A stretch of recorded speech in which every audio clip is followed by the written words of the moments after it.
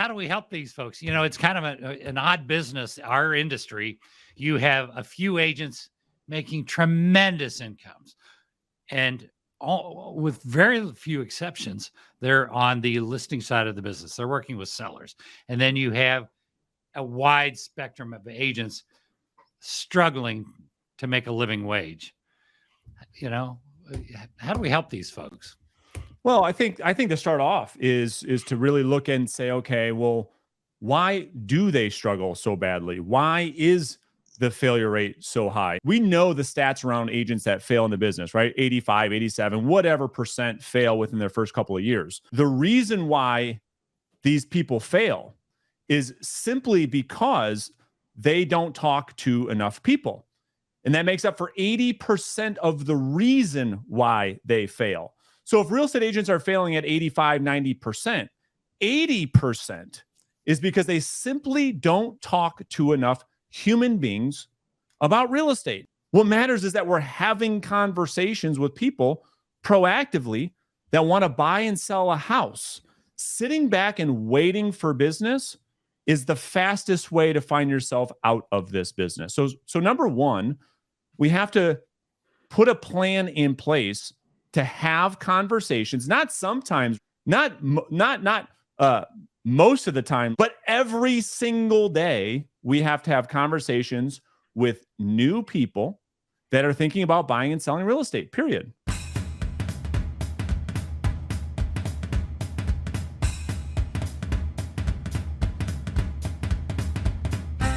Welcome to Vulcan7 Coaches and Mentors. We have an exciting show today.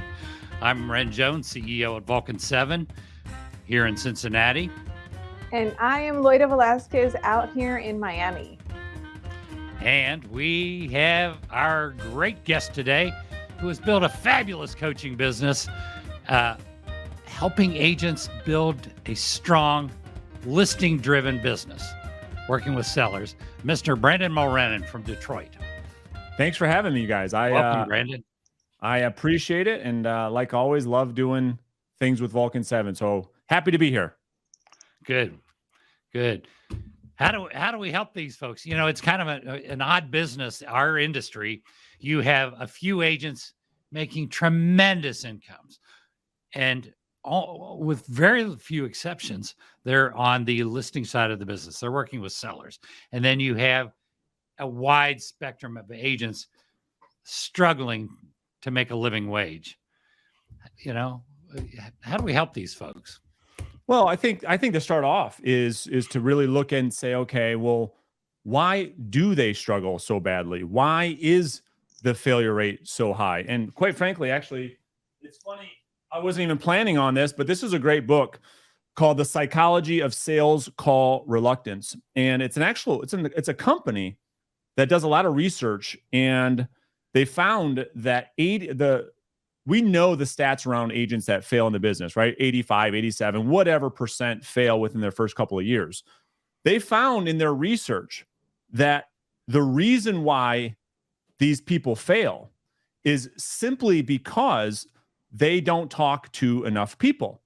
And that makes up for 80% of the reason why they fail. So if real estate agents are failing at 85, 90%, 80% is because they simply don't talk to enough human beings about real estate. Now, you can debate what's the best way to have these conversations. Is it prospecting? Is it social media? Is it door knocking? Is it open house? Put that aside, because it doesn't matter. What matters is that we're having conversations with people proactively that want to buy and sell a house. Sitting back and waiting for business is the fastest way to find yourself out of this business. So number one, we have to put a plan in place to have conversations, not sometimes, Ren, not most of the time, Loida, but every single day we have to have conversations with new people that are thinking about buying and selling real estate, period. And I get, is it a struggle being your own boss? Do you think that's part of the equation? Oh, 100%. It's funny. I was actually, Brian, BC and I talked about this. The biggest problem in real estate is 4 numbers. 1099, 1099 independent contractor. Why? Well, because we know humans, and humans are built to take the path of least resistance. That is how we've been built, to stay safe for thousands and thousands and thousands of years. And so you put a real estate agent, which it's already a very lonely business. You put that real estate agent by themselves in their underwear, in their basement, we're in big trouble. They're not going to do very much. They're not going to do very much. And so we know this, Rem. People are much more motivated by what? The fear of loss than they are with the opportunity of gain. In other words, that's why people do so well as a W-2 employee. They move away from pain and not towards pleasure. That's right. Humans will perform and do amazing things for that paycheck. They'll come in early. They'll stay late. They'll do everything they're told. They'll show up early. They'll do everything. But the second they start working for themselves, everything falls apart. Even though the opportunity to have a great life is so much more abundant than them giving up on those dreams for a $50,000 salary, it doesn't matter. The fear of losing that paycheck on Friday is much greater. So I think they have to hire their boss, don't they? They just need to hire their boss. Yeah. You know, one question, Lloyd, I always say, that's exactly right. If I'm coaching an agent and they're struggling, I say the first thing we have to look at, Ren, to your point, is if you had an employee that you paid the amount of money that you want to make, would you keep that person employed, or would you fire them immediately? And when they have that perspective, they find out quickly, if I was my own boss, yes, I would fire myself immediately. Yeah. I'm glad that you're bringing that up, Brandon, because that's also something that I tell agents. I say, right now, based on the activities that you're doing, would you hire yourself? Would you fire yourself? Or would you give yourself a raise? Because it does go back to, you know, seeing yourself as a business owner and putting in the work to getting the job done. Otherwise, just like you guys are saying, you'll be out of the business. You're not going to be motivated. That's right. It's a lot of repetitious boredom. However, the income, my gosh, it's so high. Well, it's the highest paid industry for people that want to work, and it's the lowest paid industry for people that don't. Right. I mean, and we've all seen it. The three of us have seen it. We've seen a lot of people come into the business. They're 2 years in the business, and they're spending 4.5 hours every morning looking for business in conversations, and they're making $400,000 or $500,000 out of the gate. Yeah. Yet they are such the exception, and that's the only thing they're doing that's different is they're moving their lips. Well, and here's the reality. The reality is that this business is actually pretty straightforward. It's actually pretty simple business. Agents want to overcomplicate it. I've never seen any other industry better than at creative avoidance than realtors. They will find anything to avoid doing the actual work that will move the needle in their business. Anything. They'll work on the color of their button on their website. They'll work on their logo for weeks on Canva. They'll hire Fiverr editors to make sexy videos for TikTok for weeks. And it's like, well, when are you actually going to meet with someone that wants to sell a house? Well, I'm getting to it. But then they fall into what we call what if syndrome. Well, what if they say this? And what if they say that? And what if I go there? I need all my materials, Brandon. I need it all to be perfect. I need my website to be perfect. I need my headshots to be perfect. And I tell them, listen, my biggest year in the business was in 2014. I sold 106 houses that year. No website, no business card. It was me and one assistant. And I netted it was about $800,000 in net income after taxes. And it's like, all that stuff is just our story that we tell ourselves, that we have to do all this stuff.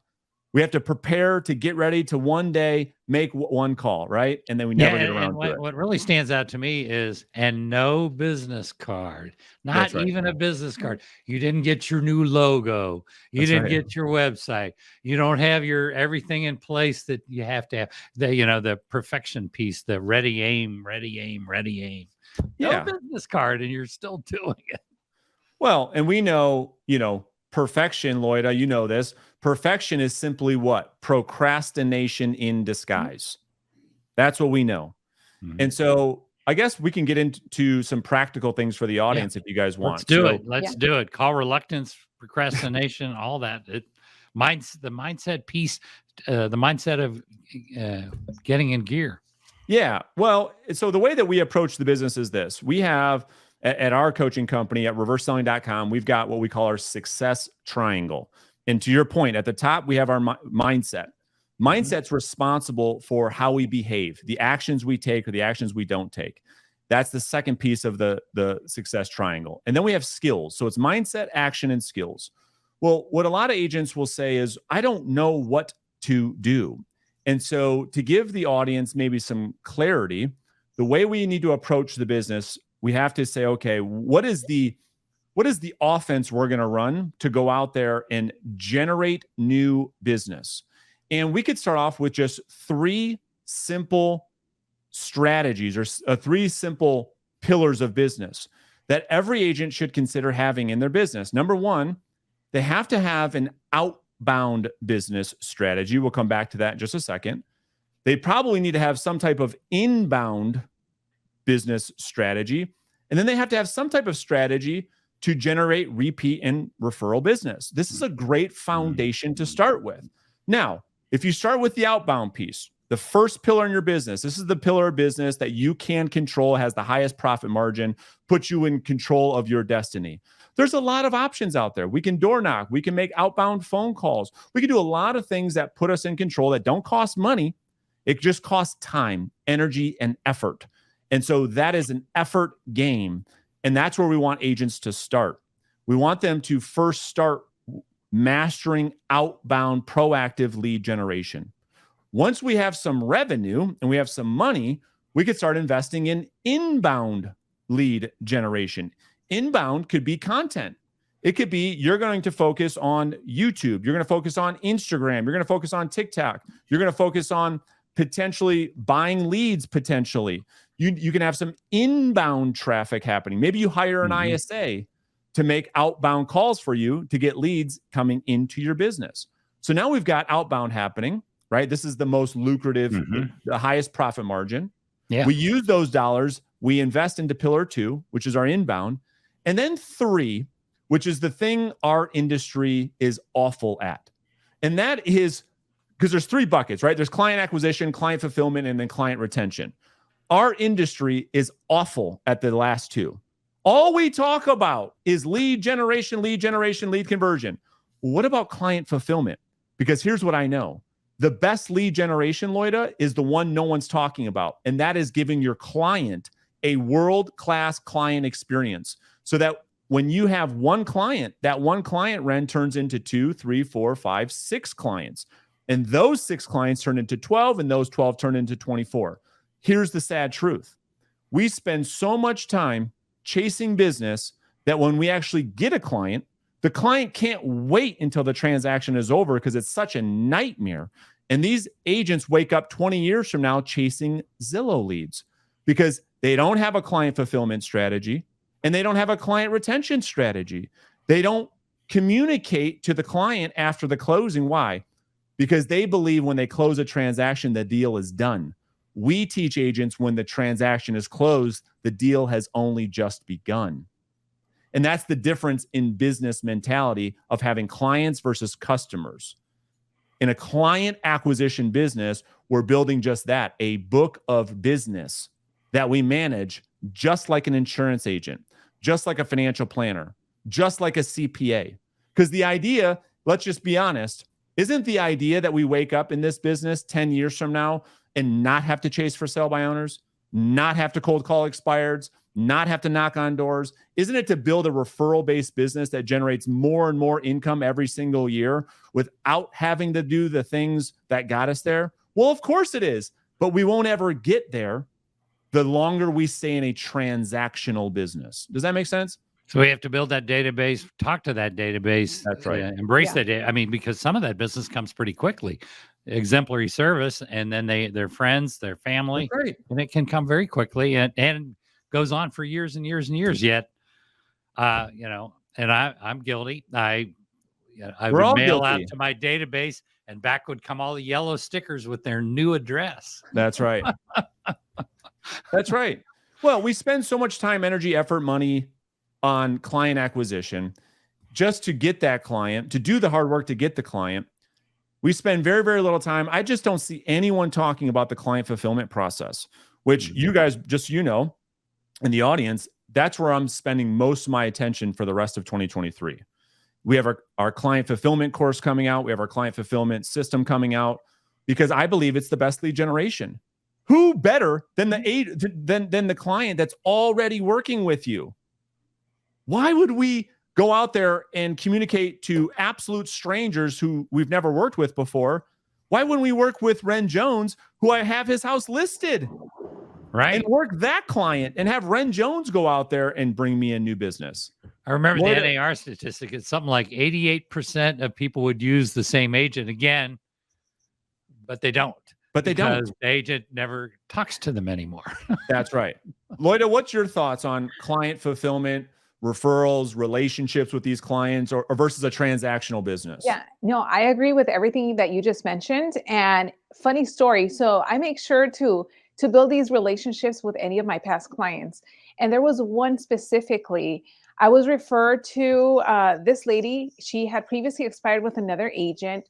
I came in, listed the property, got it sold in like 5 days when she previously had sat for 60 days, sold above asking price. She was shocked. She went and told all her families. Next thing I know, one of her sisters calling me, hey, my sister said you did a great job. I'm looking to sell my house. I get that one under contract. Then 2 months later, another sister's calling me. But I'm like, how many sisters are there? But it got to the point that, you know, all of the family, it must be a the convent friends, if there are that many sisters.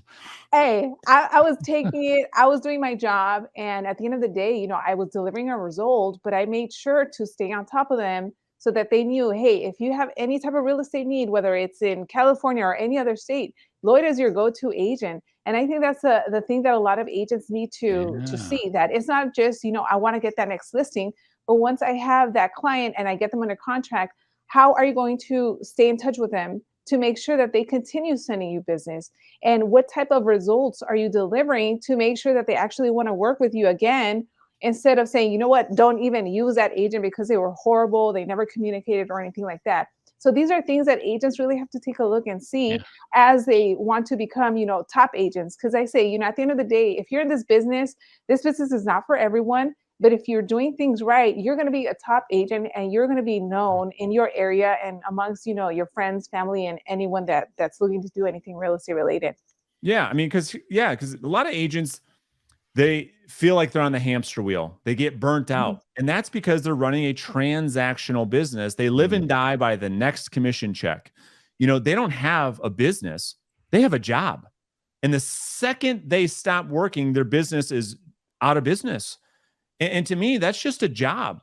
And so I think the point is to work really, really hard for the first 10 or 15 years to really build a client practice, a sales practice is what I call it. The same way a doctor or a lawyer would do, where they have a practice that just keeps generating revenue year after year after year after year, like that snowball that goes down the hill. Most agents are on the front end of the hill, constantly pushing the rock up the hill. Because the best analogy that I give the audience is to build a flywheel business. A flywheel business is one like Amazon. Amazon has built the business where it's a true flywheel. In other words, the more products they put on their platform, it attracts more buyers. The more buyers that go on Amazon attracts more sellers. You see what's happening? Every sale they make creates a world where that business continues to snowball and grow bigger. That's what we're talking about here for people in the audience, is to build a referral tree. Every client, every listing you take today should compound into 2, 3, 4, 5, 6, 7 deals in the future. So that one day, if you do 50 deals a year, over the next 10 years, it's 500 deals times 3. That's 1,500 transactions. And so most agents won't even come close to that in a career. But that's the point. How do I close 500 deals with my prospecting and my marketing efforts? And how do I turn those 500 deals, Loida, into 1,500? That's a business, in my opinion. Yeah, excellent customer service and communication. If they're That's right. talking to their pendings each week, That's right. that is supposed to pendings are supposed to be the one category that will give you referrals at the highest level in the life cycle of a client. When they're active, somewhat. When they're pending and they haven't closed yet because their whole world is around moving. You're moving? Well, we heard Bob and Mary are moving, et cetera, et cetera. So pendings are gold. Yeah. But nobody asks their pendings for business, which is interesting. Because we know the number one complaint that the consumer has based on every single consumer survey is the fact that my agent does not do what he or she said she was going to do at the listing appointment, and they don't update me. We know those are the two biggest complaints that the consumer has. And the reason why, as both of you know, but just for the audience, our agents are afraid to tell sellers the truth. They're afraid. And because they won't tell them the truth, they avoid the seller. How can I get away with communicating them the least? Because I don't want to have to confront them and tell them what's really going on. So I'm going to beat around the bush and I'm going to pretend like everything's fine. Let me just try to get to this closing. If I can just get to that closing without having to tell them, you guys know exactly the feeling, right, Loida? Oh, yes. It's happens. And it's not just with clients that some agents have trouble communicating with. Is a lot of agents also have trouble communicating with other agents. That's right. Where, like, if I'm the listing agent, if your buyer is having a delay of like 2 days, let me know. Let's not wait until last minute. So then I have to go tell my seller, and then like everything is blowing up and everyone's pissed and upset. It's about communication and just taking care of business. Yeah. And that's the thing. Like, to be great at this business, you have to, number one, be comfortable with confrontation. You got to be a problem solver. You got to be comfortable with it. That's number one. Number two, you have to we'll get pretty tactical. I like to get tactical for the audience so they can like write some shit down and walk away with some takeaways. Like, I just believe in this, that in order to call yourself a great listing agent, you must buy into the idea that you are going to proactively communicate. This is what this means. If you ever get a text from a seller and that text says, hey, just looking for an update, you have failed in the client experience. It's over. It's done, because they feel out of the loop. And if they feel out of the loop, you have failed to be a proactive communicator. So what is the takeaway? I believe, Loida, in daily updates, daily status updates. And it's fine if there's nothing new. Loida, it's Brandon. Just to make sure that we're on the same page, I'm committed to making sure that you never feel like you don't know what's going on. So just a quick update. Here's what's happening. Boom. Here's what I did today. Boom. Here's some questions I got. Boom. Here's how many views we got. Here's how many clicks we got. Here's how many showings we got scheduled. I would rather do that than not communicate enough and have my clients send me one of those texts. Hey, I haven't heard from you in a little while. Everything okay? And you failed. I don't know. Yeah, and then the pipeline is not a pipeline. No. Loida, what's your thoughts on holding a listing inventory? I mean, you know what it's like to manage a listing inventory. What is your view on? We talked about the client experience, but specifically about client or seller updates or communication. Yeah. I think the expectations also have to be set up front. Yeah, that's right. And it is sad, that a lot of agents don't do what they say that they're going to do. I do it with my team. We say, at the end of the day, if our client is not happy, it reflects on us and what we do or how we work. And the last thing that we want is them sharing with others, don't use this person. So setting up those expectations up front, whether we're prospecting, hey, if I just put your listing on the market, call me or FaceTime me in the morning just to make sure that I am actively trying to find buyers for your listing. So having everything in writing, whether it's an email, text message, or whatever that is, so that they know exactly when they're going to hear from Loida. And if you don't hear from me, then call me out. Then that holds me accountable as well. Because if they're not happy, I'm not doing my job, and then we all look bad. Yeah. So let me just go back to our lead generation conversation, so the audience is like, all right, guys, come on, get out of the sky. Let's bring it down so we can get some takeaways. So let me get real practical. So going back to lead generation, pillar number one, outbound. So what are some sources of business that people can go after on the outbound side? Well, of course, we have new expired listings. We have old expired listings. We have for sale by owners, right? Those are probably the low hanging fruit, and our good friends at Vulcan7 can help you with that. Those would be some examples of some sources of business that you might put into pillar number one. Pillar number two is, well, let me go back to real quick before that. You should also have a niche in that pillar, a specific niche where you dominate, where other agents can't compete.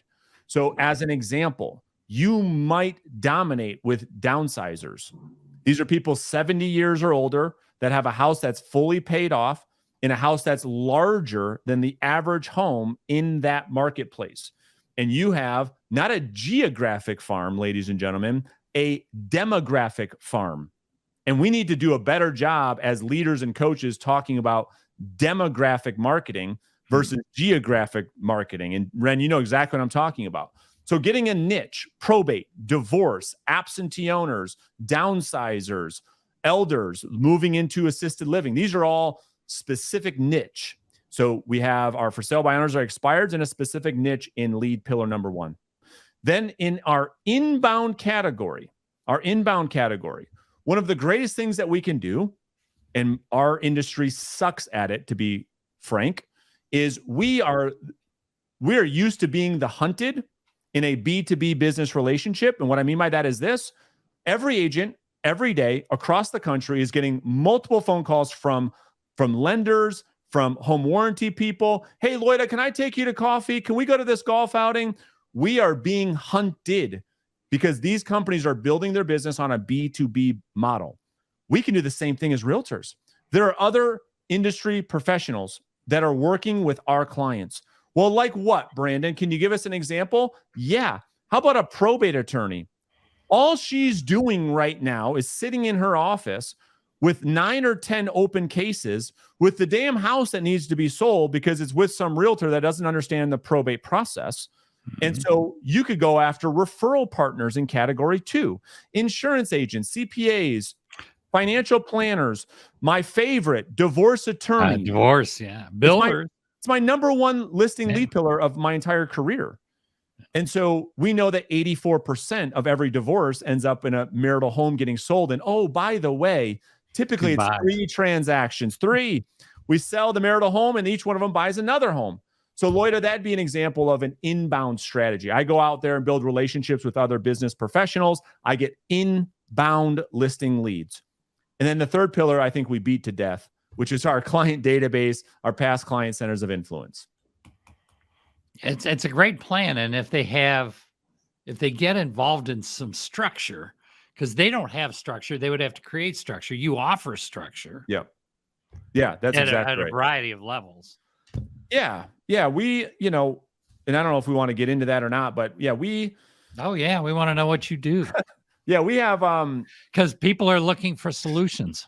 Yeah, fair enough. So we, ironically enough, we're kind of revamped our entire coaching platform. I mean, the entire thing. And so we have 2 really main focuses to serve 2 different audiences. So we have our 6-month Listing Agent Academy program, which is for the agent who values high levels of accountability. This is the person who's ready to take their business wherever it is and to generate a multiple 6 or 7 figure business. So that's for that audience. And then the other audience, we've got our mastermind. And so this is essentially the Netflix of real estate sales training. So what we've created is, instead of selling online courses, we have a library of unlimited online training courses for $97 a month. And you get unlimited access to all of our courses, all of our live virtual mastermind events every single month. We do a business clinic once a month. We do game film call reviews, and then we do all of their content for them. So we generate all of their titles and thumbnails for all of their YouTube videos. We write all of their weekly emails, and we write all of their letters to their database every month. So every month, all of our mastermind members get a done-for-you content pack. And that's for the agent that's building their business. So those are the 2 things that we're working on right now. That's a huge value. Yeah. And we're having fun doing it. Yeah. Yeah, that would be a treasure trove of material. But the first one, is that more of an accountability type piece? Yeah, that's our coaching platform, right? So if you're, So they would be hiring their boss, which yeah, that's they right. so desperately need. Yep. Yeah. Our coaching system is super intense. That's why, quite frankly, I spend more time talking people out of it than into it because it is so intense. And so we do, over the 6 months, we do 72 coaching sessions. It's 3 coaching calls a week. And so it's based on skill development. It's based on the accountability, and then it's based on coaching and behaviors. So all 3 of those facets of an agent's business, we work with them 3 times a week over the course of 6 months, 72 sessions, and with high levels of accountability and visibility, where they're competing with the other agents that are in the program. And then there's some monthly recognition and some things we do for those agents at the end, where we almost treat it like a team, like a brokerage, where we send people on trips and give away cars and all that kind of stuff. But if you can make, $30,000 a month instead of nothing a month, it might be worth it. That's exactly right. And it sounds like everything that they would be getting from that is exactly what an agent needs if they want to be a top agent. Yeah. Forget about being average. If you want to take this and skyrocket your business, you need to have exactly what you guys cover in your program. Yeah. I mean, that's the goal, Loida. That's the goal. Right. We are always working to get it better, but certainly we are trying to give agents, regardless of brokerage, regardless of brand, everything they would need to succeed in generating a multiple 6-figure income without having to chase people down, without having to worry about working nights and weekends, without having to buy leads or spend a bunch of money on marketing. We want to work on their skill set. We want to teach them how to build a self-sustaining business so they never have to worry about money ever in their career. And then once that foundation is in place, as you know, then they can go do the sexy stuff. If you want to start doing this marketing thing and that shiny object and do that and build a team and blah, blah, blah, blah, blah, blah, go do it. But we want to make sure that the foundation is set so that the worry that so many agents feel in our industry can no longer be a thing for them. I'm glad you're bringing this, covering this, because on Coaches and Mentors, not only do we want to get a lot of ahas and great ideas, which we have, we want them to have a solution long term. And you've gone over this, and I think that's great. They don't know where to go or how to get there. Yeah. So where would they go? Just everything we do, they can find on reverseselling.com. Reverseselling.com. Reverseselling.com. Yep. Real simple. You can learn about our mastermind. You can learn about our Listing Agent Academy. Everything's right on our website. Okay. So which one is the library of resources? Our mastermind. That's the mastermind. Okay. Yep. And then Listing Agent Academy is our coaching program. Listing is your coaching program. Okay, good. So reverseselling.com, folks. That's where you can get involved and get going real quickly. I like to mention that because a lot of people look at coaching like it's an expense, but it would be if you didn't do anything. But and when you look at people that have been coaching for a while, it's interesting. They'll be in it for years because they'll spend this. They're trading nickels for quarters. Well, let me give you the best example. This is the way I look at coaching. Yeah. The more successful one becomes, the need for coaching increases. It doesn't decrease. Well, Brandon, why is that? Here's why. Because as someone starts to get more and more and more and more successful, what happens to them is their immediate surrounding, they start to have people that are intimidated by their success and therefore are not willing to confront them and tell them the truth. And so a coach is there to do exactly that.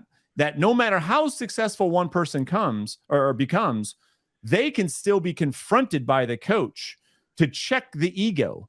Because like successful real estate agents, especially in our industry, because people are highly ego based and they'll prance around like, the top agent, that's fine. And all these agents will bow down to them and, kiss the floor that they walk on. And so they feel like they're God and they're not. And so that person needs a coach more so than ever because they need to be confronted.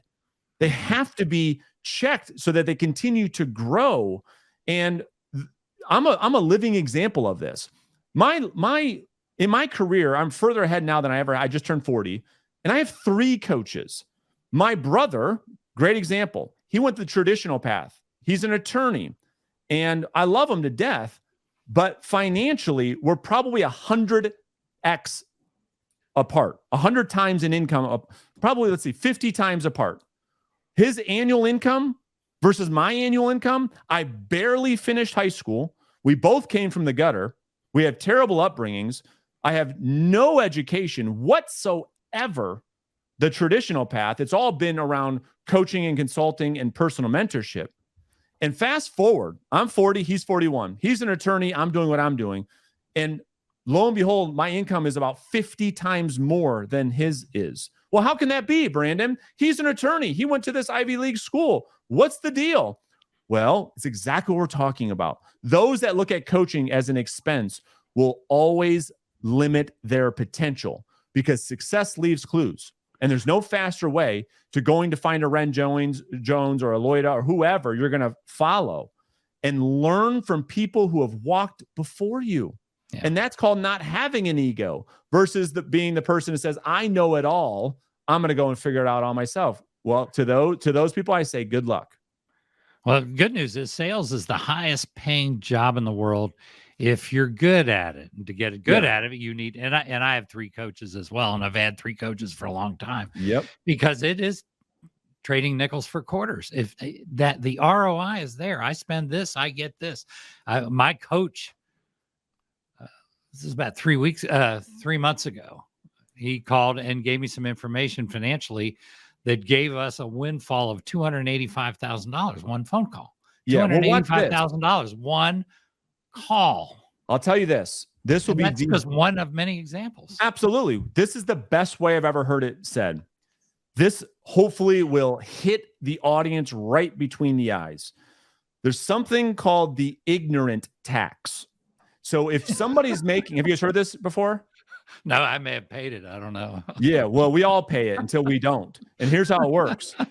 If someone that's making $50,000 a year, or call it $100,000 a year, and they're not making $1 million a year, it costs them $900,000 a year not to be making the $1 million a year.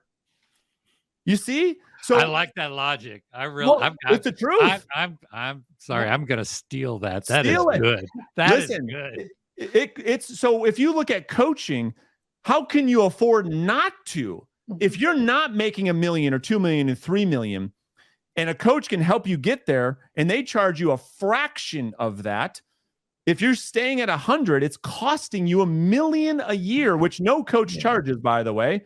And we can see that because I mean, I have a lot of friends that are making $1 million, $1.5 million, and they're selling real estate and they put their pants on just like everybody else. But what they have is the knowledge and the wisdom because most of them have at least 2 coaches, and they are on it. And so you are absolutely right. That's why I look at it. People are like, "Oh, that sounds crazy," but it's all true. Well, I don't know. Call me crazy, but if somebody has what it is that I want, the body, the mind, the skill, the whatever, wouldn't it just make sense to say, could you show me how you got there? Like that just is common sense. Yeah. I don't know. Call me crazy. Right. Well, it's a copycat principle. You just, best practices. You teach a lot of best practices, the modeling that's been proven, and all they have to do is go in like a sponge and learn everything and put it to work. And they too will have what you're teaching. Well, someone They'll have a wonderful life and the money to enjoy it. They have 2 choices. One choice is they can benefit from all of my massive mistakes. And boy, I've made them all. So you can benefit from that. Over 20 years, I have screwed it all up, ladies and gentlemen. I have made the worst decisions. I have done the worst things. I've made the worst mistakes. You can benefit from that from me, and I can help you to avoid all those 20 years of absolute heartache and disasters. Or you can spend the next 20 years doing them yourself. That's how I look at coaching. And so people have that choice. True. That is that you're saying it, and it's true. Yeah. If you aren't getting in and getting best practices at a rapid rate, you're going to be trial and error for another 10 years. You're not paying the coach for, this is my opinion. My opinion in coaching is you get more benefits from their mistakes than you do their advice. Write that down, get that tattooed. That to me is the real value of a great coach. Because it's like, I'd rather pay you a couple $1,000 so I don't have to make $10 million worth of mistakes that your ass did. Makes a lot more sense. That is it. Exactly. That is it. Yeah.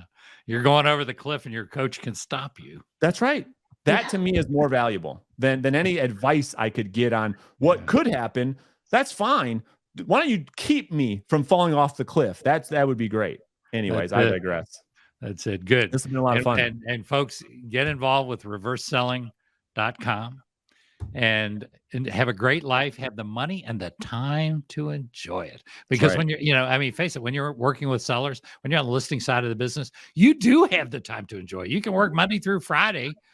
I did. That's right. You work Monday through Friday, you take 6-8 weeks vacation, you have a wonderful life and you've got a great income. That's right. Well, thank you guys so much for having me. I don't know if we went over. I don't know if you guys got me all excited, so I kind of fell off the rails. Excited. So I want to go That sell was a house. awesome. Ren knows I bring a lot of energy to these, so This is fun. hopefully the audience got some takeaways. Absolutely. Thanks everybody for coming. We'll see you next week.